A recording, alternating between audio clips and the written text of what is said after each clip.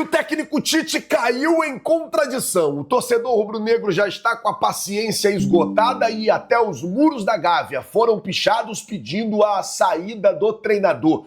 Absurdo o que aconteceu com o Carlinhos ontem após a expulsão no jogo contra o Grêmio. Flamengo muda a estratégia para enfrentar o Peñarol na próxima quinta-feira. Fala, meus amigos e minhas amigas. Não vou nem perguntar se tá beleza, porque não tá beleza. Uma segunda-feira que pro torcedor rubro-negro já começa ruim pela derrota de ontem contra o Grêmio, principalmente por alguns erros individuais ali, algumas situações que complicaram muito o jogo do Flamengo e o torcedor, na sua grande maioria, muito irritado com o técnico Tite. Eu tô chegando com tudo, mais um vídeo que eu chego com muitas notícias e muitas informações do clube mais querido e mais amado do Brasil e do mundo, o Clube de Regatas do Flamengo. Nosso amor. Mas antes de qualquer coisa, olha, eu queria pedir a você que não é inscrito no canal. Você não paga absolutamente nada para se inscrever. Eu vou falar sobre algumas coisas nesse vídeo e eu precisava que você que não é inscrito se inscrevesse. Se inscreve aí no canal, acione o sino da notificação e todo mundo já deixa o like. Tanto quem foi inscrito quanto quem já é inscrito. Deixa aí o like, porque vai ser muito importante pra gente nesse vídeo, tá certo? Bom, deixa eu começar o vídeo aqui falando da situação do Carlinhos, que é um absurdo, nós estamos em 2024 e as pessoas irem para o estádio para xingar jogador, xingar assim, de injúria, sabe? Xingar, pô, chamaram o Carlinhos de macaquinho ontem, na hora que ele foi expulso. Tipo, isso é um absurdo, gente. Isso é um absurdo. Já está na hora do Brasil investir em tecnologia, de ter tecnologia nos estádios, capaz de reconhecer essas pessoas e proibir essas pessoas de frequentar o estádio. Se você não tem, se você não sabe se comportar para viver numa civilização decente, você não pode visitar estádio. Você não pode estar no estádio. Ainda mais ontem, que a capacidade do estádio era reduzida. Então, assim, é um absurdo o que aconteceu. Até agora, eu não vi nenhum posicionamento da CBF. Pode ser que já tenha tido, mas eu não vi. Não vi nenhum posicionamento do Grêmio. E o Flamengo soltou uma nota oficial dizendo: o Clube de Regatas do Flamengo informa que o atleta Carlinhos sofreu injúrias raciais ao deixar o campo após ser expulso na partida deste domingo contra o Grêmio em Porto Alegre. O jogador diz ter escutado imitações de um macaco e em um vídeo, numa matéria no veículo UOL, ouve-se nitidamente a voz proferindo a palavra macaquinho. O Flamengo apoia totalmente o atleta e repudia o ocorrido e aguarda um posicionamento da CBF. É um absurdo isso. Eu sei que não é todo o povo gaúcho, inclusive o povo gaúcho, né, na sua maioria, foi abraçado pelo Brasil diante da situação que aconteceu com eles. E assim, isso aqui é um absurdo. Bom, mudando de assunto, vamos falar sobre o Wesley, já que eu estou falando do jogo de ontem. O Wesley preocupa, o jogador saiu com dores na coxa após receber uma entrada no jogo contra o Grêmio. Ele tomou uma pancada ali, e ali ele até saiu do jogo, né? E é um jogador que preocupa para a próxima quinta-feira. É óbvio que hoje ele vai ser reavaliado no Ninho do Urubu, e nessa reavaliação vai saber se ele vai ter condição ou não de viajar para o Uruguai para enfrentar o Peñarol nessa próxima quinta-feira. Mudando o assunto, deixa eu falar agora sobre os muros da Gávea, que foram pichados na noite de ontem após 3-2. Tá assim, ó, salário em dia, porrada em falta, fora Tite. Então tá já os muros da Gávea pichados e a pressão pela demissão do Tite aumentando cada vez mais. E daí eu queria saber de você, torcedor rubro-negro que acompanha a gente aqui.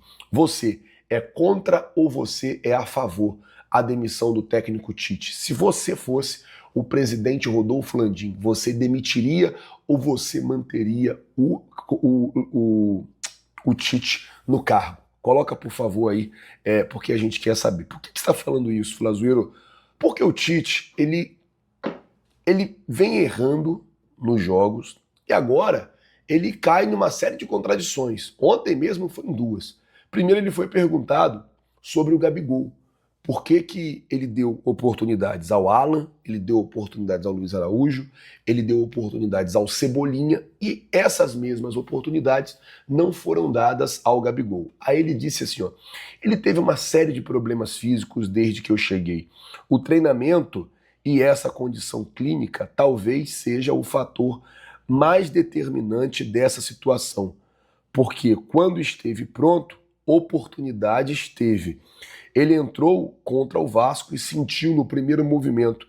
Isso acaba prejudicando essa sequência. Isso aqui é o Tite falando sobre o Gabigol. Só que, cara, assim, realmente o Gabigol, nesse último ano, ele teve mais lesões, ele teve mais situações, mas ele não teve tantas assim que justificasse ele ficar fora de alguns jogos.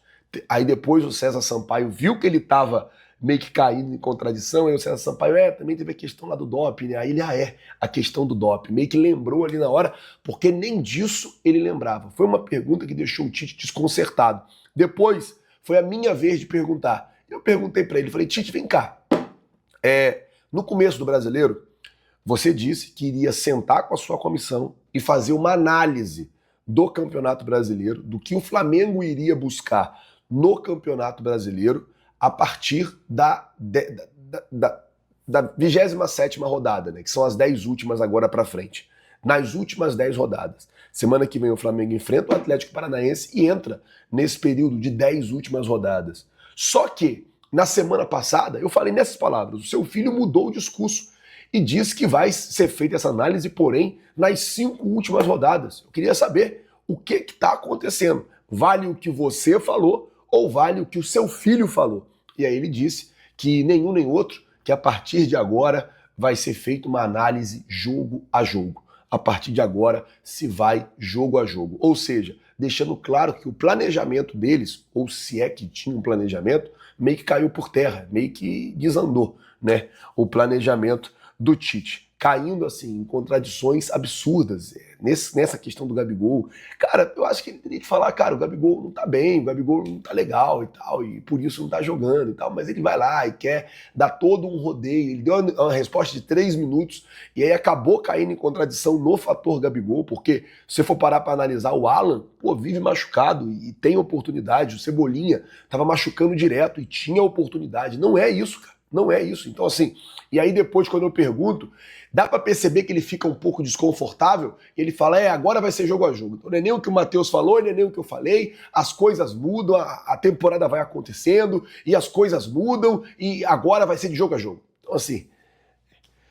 foi o que ele falou. No Flamengo já se tem uma pressão muito grande pela demissão do Tite, e aí eu vou dizer que eu não sei qual será o futuro do treinador. Tudo bem, Bruno? Um abraço pra você, um beijo grande pra Mari. Pena que eu não entrei na bolha, que aí a gente poderia se encontrar e aí eu buscaria esse top 1 aí pra tentar buscar a liderança. Um abraço pro Marra também, beijo pra Mari Pereira.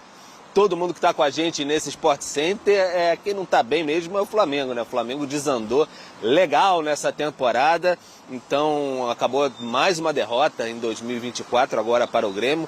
Um time reserva, né, com os garotos ali, que poderiam ter sido até, ficou essa sensação, alguns rubro-negros, pegando até um carro para vir aqui até o local do nosso link, aqui perto da Gávea, até o motorista falar, por que não usou os garotos antes, o Tite? Então fica aquela sensação de por que o Flamengo não utilizou antes esses garotos com mais frequência, o Matheus Gonçalves, até o Felipe Tereza também, o Lohan, que foi utilizado no período de Copa América e depois não mais utilizado. Então, enfim, algumas questões aí, mas fato é que agora descolou demais da liderança ali, por mais que tenha um jogo a menos, são 11 pontos de distância, 12 jogos a fazer, então mesmo que vença vão ser 8 pontos de distância e 11 partidas a cumprir, então fica quase aquela matemática ali de tirar um ponto por jogo ao fim do campeonato, então fica muito difícil.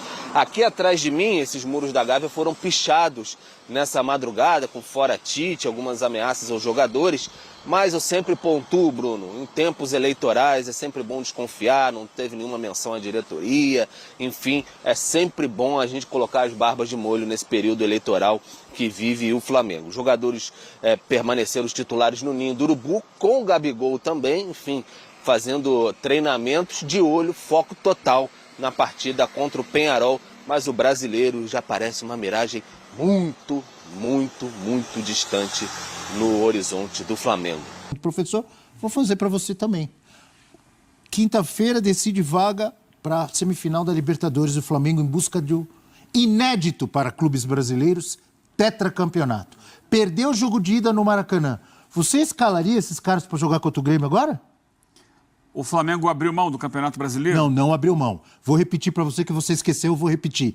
Quinta-feira tem um jogo em Montevidéu que o Flamengo tem que ganhar. Você tá xarope? Não é que ele largou. Eu tô viajando amanhã pra lá.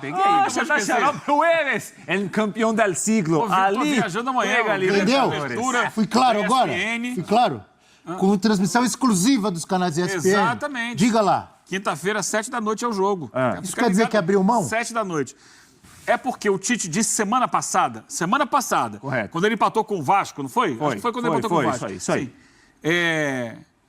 Eu não vou poupar ninguém, eu vou poupar meu emprego. Ele não falou isso? Tá certo. Aí ele mudou de ideia?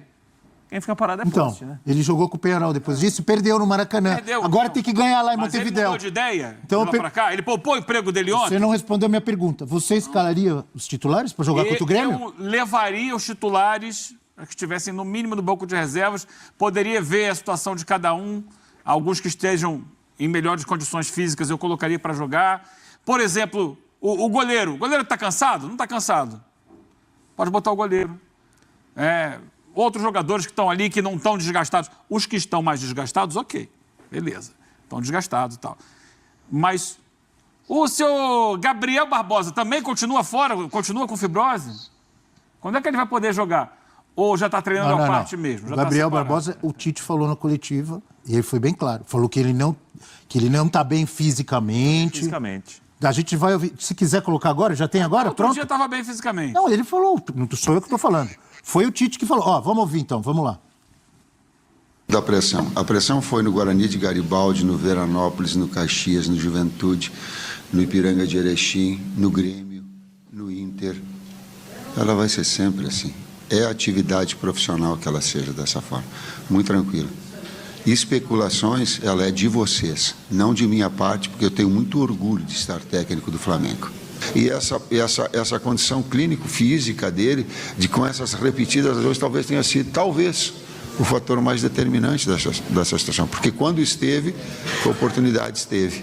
Assim como recuperação, aliás, não só do Everton, do Luiz Araújo, era no melhor momento da carreira dele. O Pedro estava no melhor momento da carreira dele. Cebolinha estava no melhor momento da carreira dele. As lesões, para mim, ou essa falta de treinamento, de continuidade de tratamento em alta intensidade, em função dessa sequência de situações. Por exemplo, ele estava machucado e entrou no jogo contra o Vasco, ele sentiu no primeiro movimento. Você viu? Então, isso acaba prejudicando essa sequência dele.